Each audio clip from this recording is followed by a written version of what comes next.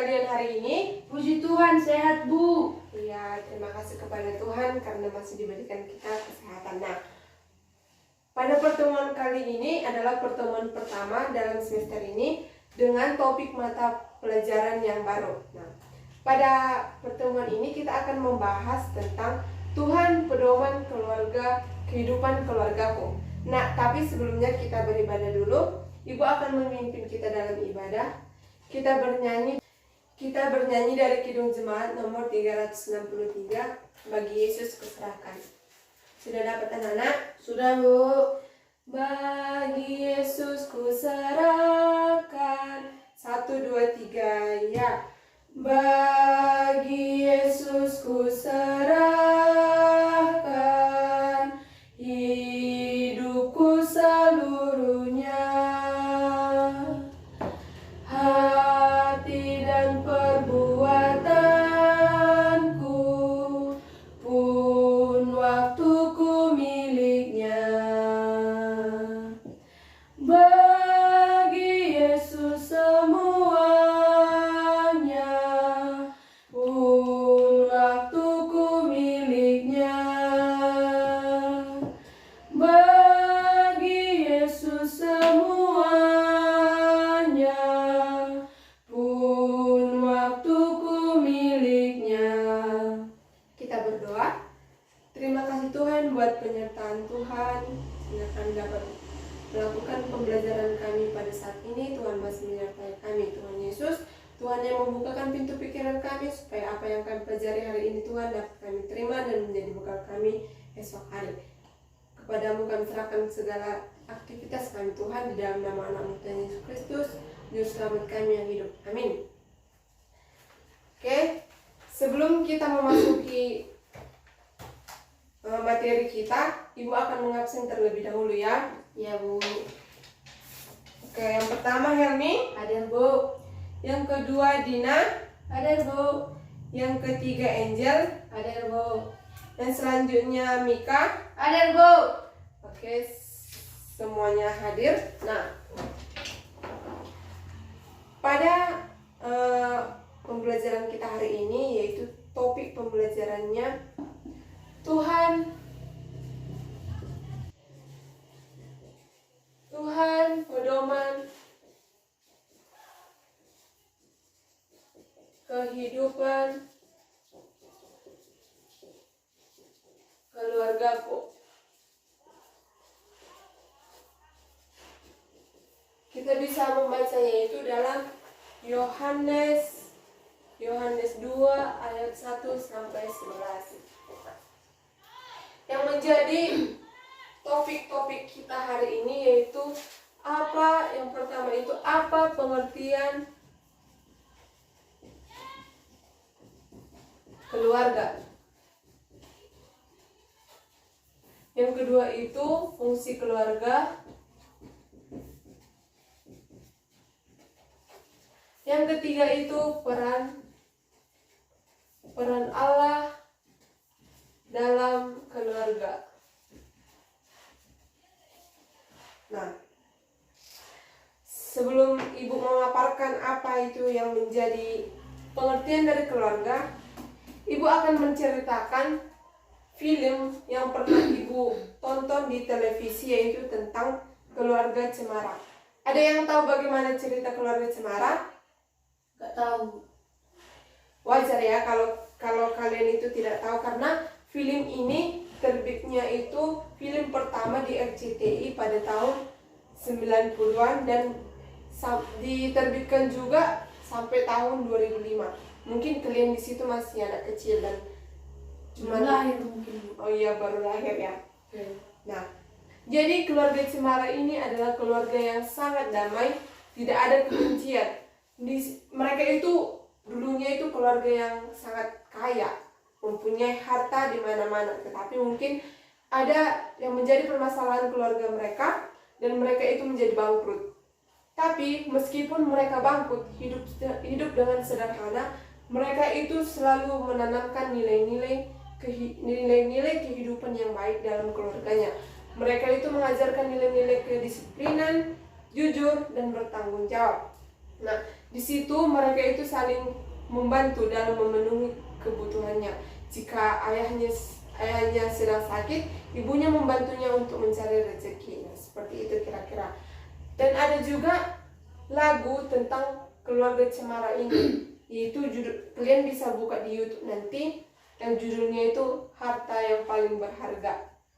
Nah, dari cerita itu ibu ingin bertanya, apa yang dimaksud keluarga menurut pendapat anak-anak sekalian? Ada yang tahu? Saya, Bu. Ya, silakan.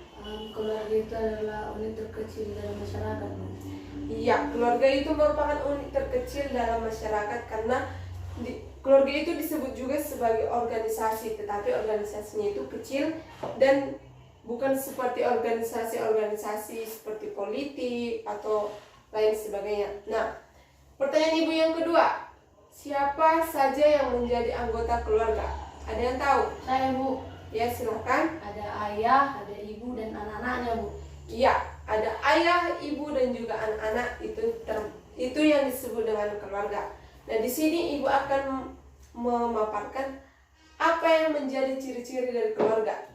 Yang pertama itu, keluarga merupakan kelompok atau persekutuan sosial yang paling kecil. Sama seperti pengertian yang anak-anak bilang yang tadi, merupakan suatu organisasi atau persekutuan yang paling kecil di dalam masyarakat. Nah, ciri-ciri yang kedua itu ada keluarga itu terbentuk apabila ada ikatan darah, perkawinan atau adopsi. Nah, yang dimaksud dengan ikatan darah itu seperti ini. Misalnya, ibu itu memiliki saudara dari ayah saya, ya, atau anak dari bapak tua saya, dan mereka itu adalah keluarga saya karena kami memiliki ikatan darah. Nah, perkawinan itu artinya satu laki-laki dan satu perempuan itu menjalin hubungan dan membentuk satu keluarga. Nah, adopsi itu merupakan misalnya seperti ini, ada sepasang suami istri yang tidak memiliki anak dan mereka ingin mempunyai anak, dan mereka juga berinisiatif untuk mengadopsi anak sehingga anak yang diadopsi itu termasuk keluarga mereka. Nah, ciri-ciri yang ketiga itu ada keluarga merupakan suatu persekutuan yang berawal dari dua orang yang berbeda jenis kelamin yang diikat dalam ikatan pernikahan, sama dengan bentuk keluarga yang kedua tadi. Nah, di sini ada juga bentuk yang keluarga itu keluarga inti. Ada yang tahu apa itu keluarga inti? Apa itu? Ya, keluarga inti itu merupakan keluarga yang hanya terdiri dari ayah, ibu, dan juga anak. Dan juga ada juga yang disebut dengan keluarga besar. Ada yang tahu keluarga besar? Tahu, Bu. Ya, silakan. Apa itu? Mulai dari kakek nenek, Bu, sampai anak-anaknya, sampai cucu-cucunya, Bu. Iya, betul sekali. Mulai dari kakek, nenek, paman, bibi, sepupu, keponakan, atau lain sebagainya, itu merupakan suatu keluarga yang besar. Nah, kita masuk di fungsi keluarga.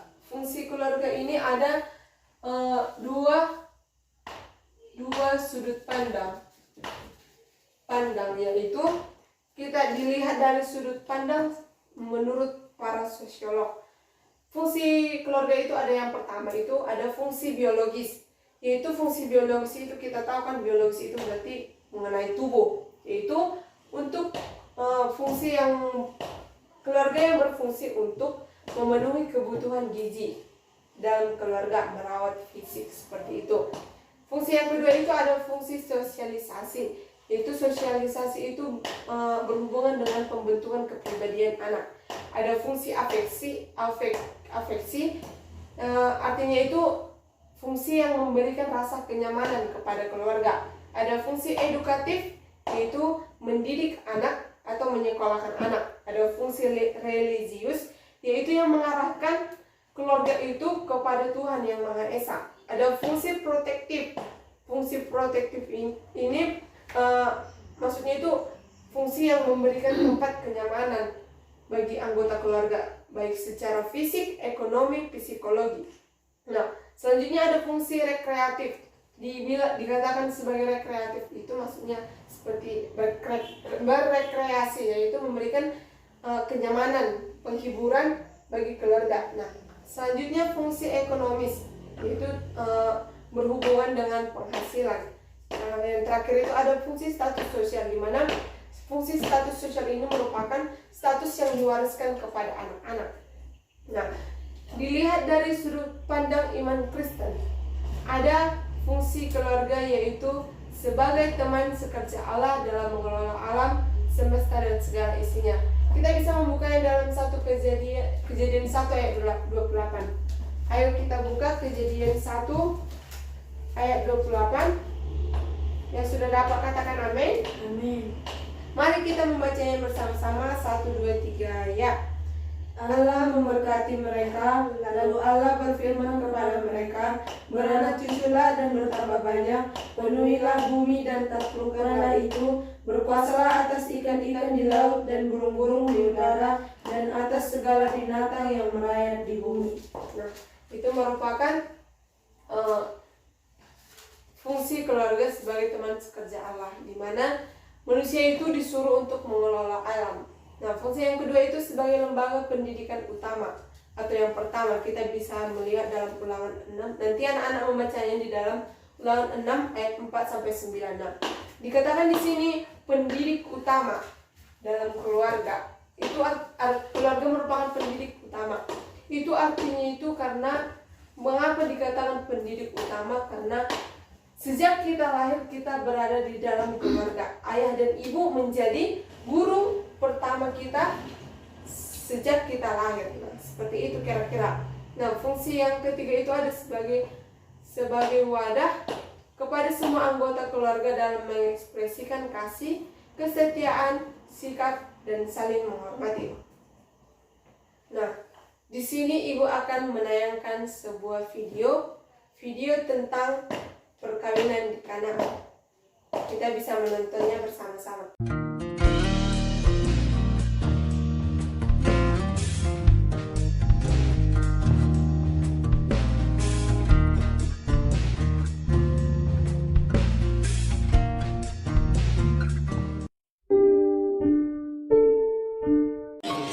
Yesus dan murid-muridnya berangkat ke Galilea.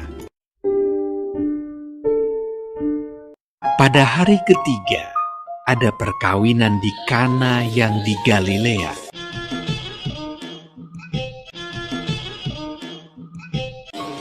Yesus dan murid-muridnya diundang juga ke perkawinan itu.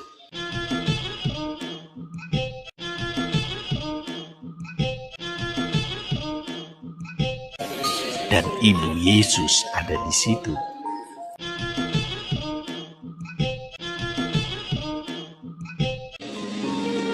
Ketika mereka kekurangan anggur,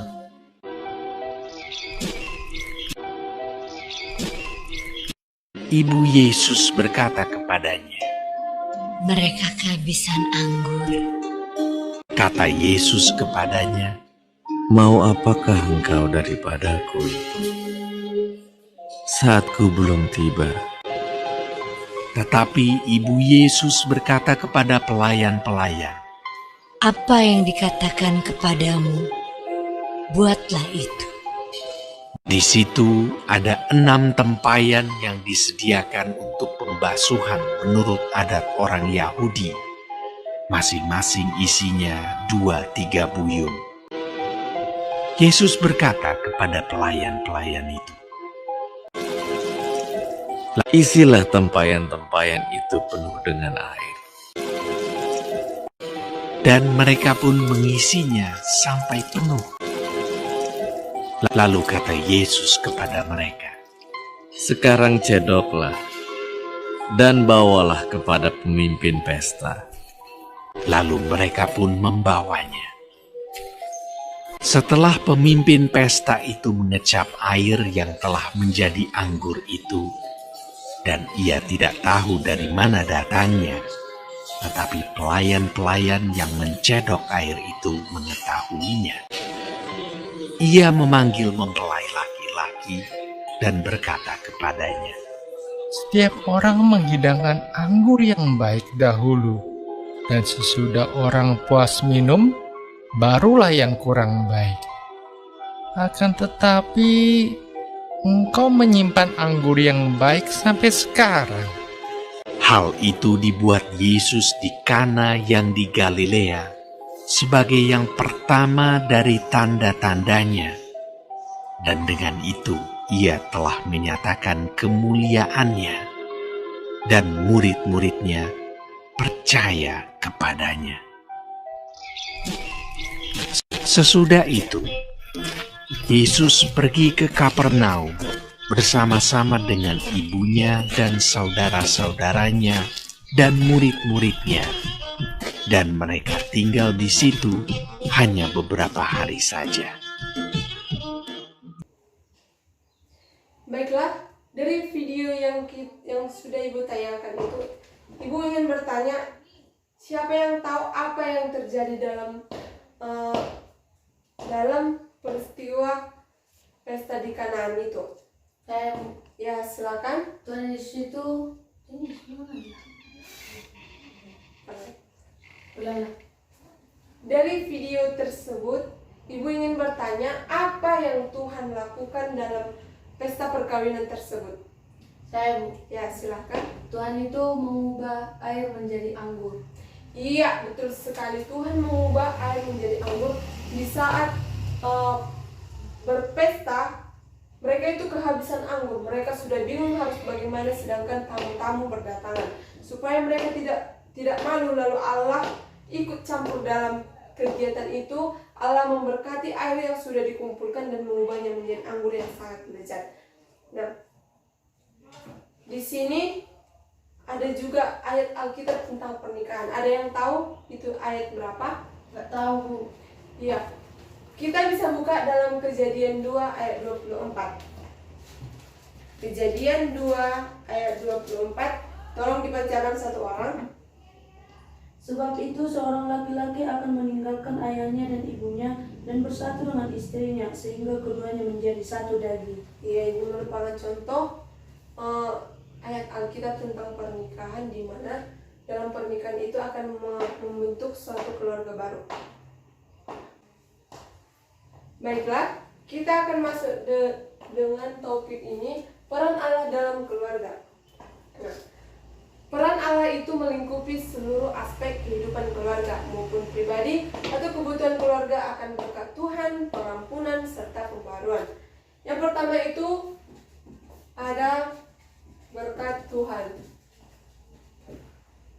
Berkat Tuhan itu termasuk seperti kesehatan yang diberikan, sukacita, damai sejahtera, kemenangan, umur yang panjang, kebahagiaan, atau sebagainya.